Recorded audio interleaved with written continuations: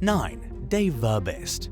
In 2015, Belgian caretaker Dave Verbist was working in Spain when he was overcome by a dark and disturbing urge to hurt someone.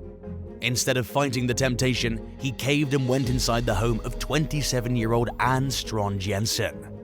Verbist strangled the young woman to death, covered her body with vegetable oil, and lit her on fire in an attempt to destroy evidence of his crime. Authorities were quick to hone in on the 35-year-old as their primary suspect, and were shocked when he reportedly admitted to killing not only Jensen, but another victim from years earlier. During questioning, Verbist confessed to murdering 31-year-old Montse Mendez, who went missing in Girona 2013. He strangled her to death hours after they met at a bar, dismembered her body, and left the parts in various places throughout a local forest. Verbist moved to Spain after landing a job at a tobacco company. He had a history of committing violent crimes against women, but somehow always managed to avoid long prison sentences.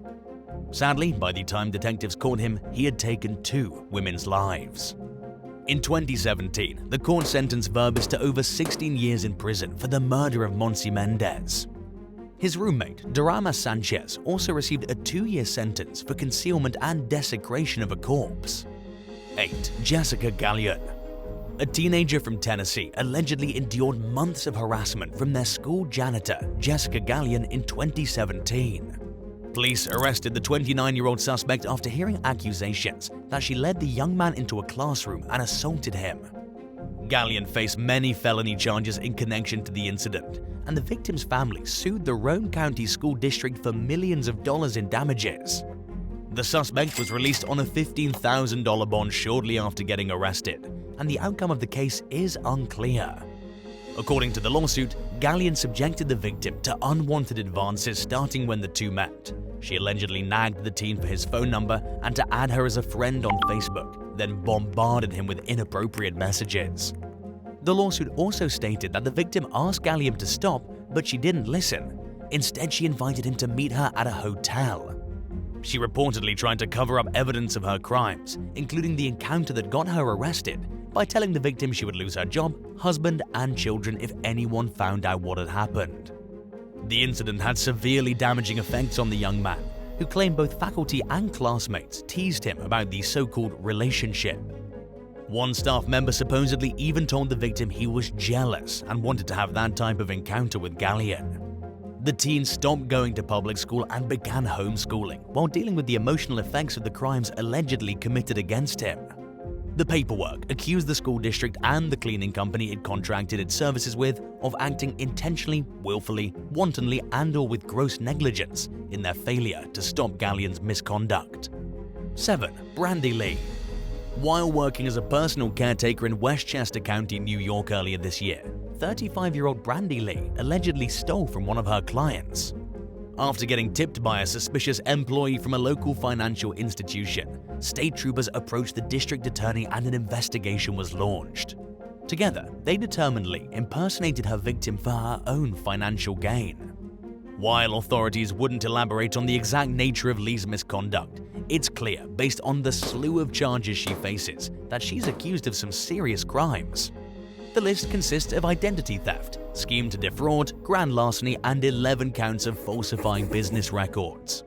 She was also charged with 11 counts of second-degree criminal impersonation. Situations like this serve as a reminder that while it may seem easy to take advantage of a vulnerable person by stealing their money, you probably won't get away with it. Someone will eventually catch on even if the victim remains oblivious. 6. Randa Jean Maddox. Deputies in Escambia County, Florida, walked in on a heartbreaking scene in 2022 when they found a disabled victim living in filth at the hands of their caretaker. An arrest report described how the living room was full of cockroach-infested beer cans, black mold, and even human excrement. The deputies said that the victim, who suffers from Huntington's disease, was next to a broken lamp and seemed emaciated with severe bruising on her face. She was also covered by bed bugs. In the kitchen, they found more insects and filth, along with rotten food and a mattress the dog used as a bathroom. During their search of the home, deputies came face to face with 56-year-old Randa Jean Maddox, who claimed to be the victim's caretaker. Her upstairs bedroom was allegedly the only clean room in the whole house.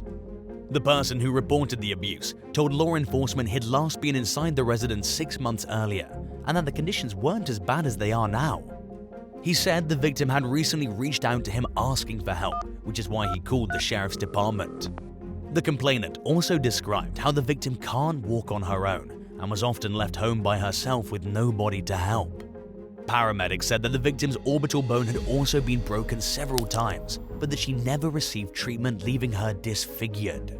Maddox was charged with abuse and neglect of a disabled person. Her case is still ongoing. 5. Jose Armando Lopez Solorio. While employed as a groundskeeper at a Texas school in 2019, 61-year-old Jose Armando Lopez Solorio became the suspect of a disturbing abuse case. A joint investigation by the Houston Police Department and the Montgomery County Sheriff's Office found evidence that he'd violated a young woman for over 8 years. When authorities arrived at Solorio's home, he was watching several children without their parents present. During an interview, he allegedly admitted to some of the crimes he was accused of. The information he provided enabled police to give him additional, more serious charges than the ones he was already facing. Solorio's crimes caught the attention of immigration authorities, who also opened an investigation. Shortly after his arrest, they announced that they were reviewing his immigration status due to the allegations. They discovered that he committed some of his crimes before he was a permanent resident in the US, so in addition to facing prison time, he may have gotten himself deported.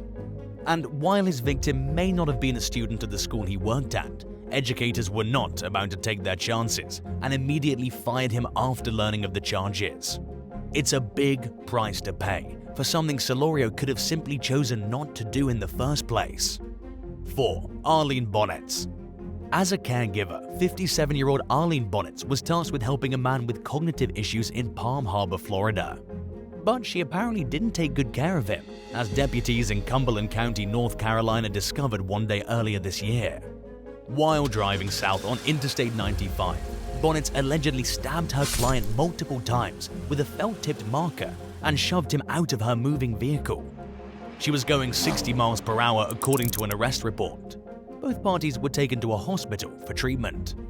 The victim suffered from a broken pelvis and had road rash on his face, hands, and legs.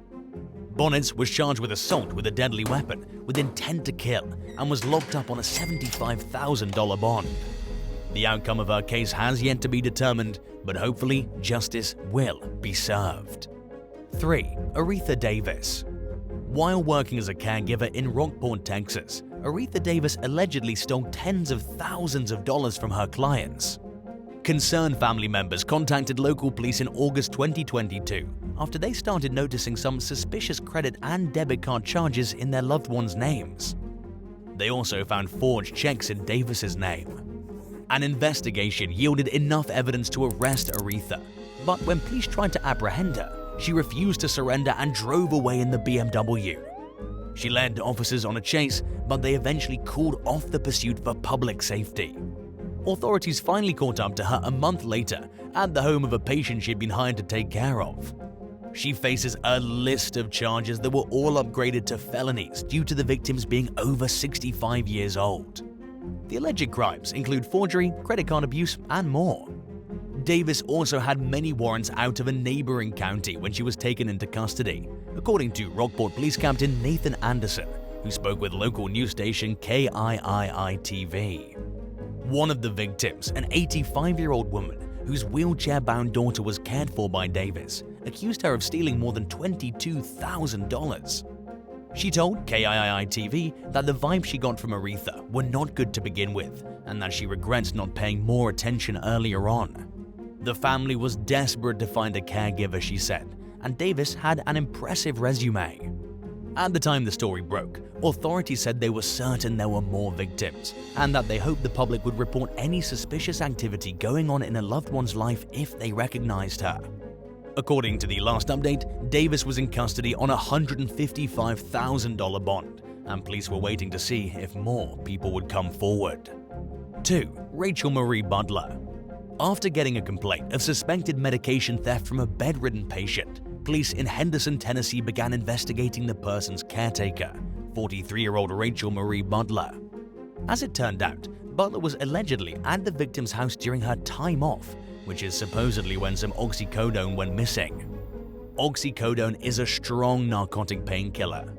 It can be extremely dangerous and should never be taken by anyone other than the person it was originally prescribed for. So, when the patient reported that some pills were missing and Butler might have taken some, the police took it very seriously. She was taken into custody and charged with neglect of a vulnerable adult, resale of a Schedule II drug, and theft of property totaling less than $1,000. She was held on a $20,000 bond. The allegations against Butler serve as a sobering reminder that neglecting a person doesn't always mean failing to tend to their needs. It sometimes comes in the form of taking something meant for them and only them. 1. Clay and Sheila Fletcher. Clay and Sheila Fletcher were beloved members of their community in East Feliciana Parish, Louisiana. They were also the primary caregivers of their disabled daughter Lacey, who suffered from locked-in syndrome. According to the National Institute of Neurological Disorders and Stroke, people with locked-in syndrome are aware and can think for themselves, but are completely paralyzed, which meant Lacey needed round-the-clock care. The Fletchers' good reputation came crashing down in early 2022 after allegations leaked saying they failed to give Lacey the most basic assistance. Just days into the new year, police were called to the home because the young woman was unresponsive. At just 36 years old, she was dead. Officers reported deplorable conditions in the house. It seemed as if Lacey hadn't moved off the couch in so long, she had basically melted into it. The house smelled like human waste, and it was clear the woman's parents hadn't properly dealt with her bathroom needs in quite a while. Prosecutors charged Clay and Sheila with second-degree murder in connection to Lacey's death. District Attorney Sam Tequila accused the couple of leaving the victim on the couch for years. The situation was so disturbing that Parish Coroner Dr. Ewell DeWitt Bickham III, who had seen his fair share throughout his career, reportedly told local station WBRZ that he cried and couldn't eat for a week after what he saw. In addition to being launched into the sofa with her feet tucked underneath, Lacey was found covered with bugs and bed sores. In Tequila's words, her body was rotten to the bone.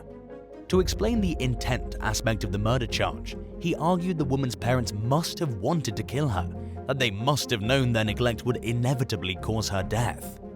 The Fletchers pleaded not guilty to the charges. Their attorney claimed they've suffered great heartache from losing a child, and that they wish not to relive the situation through the media, but many are finding these statements hard to believe. Carl and Sheila also claimed that they delivered food to Lacey, but that she refused to leave the couch since she apparently had an irrational fear of doing so.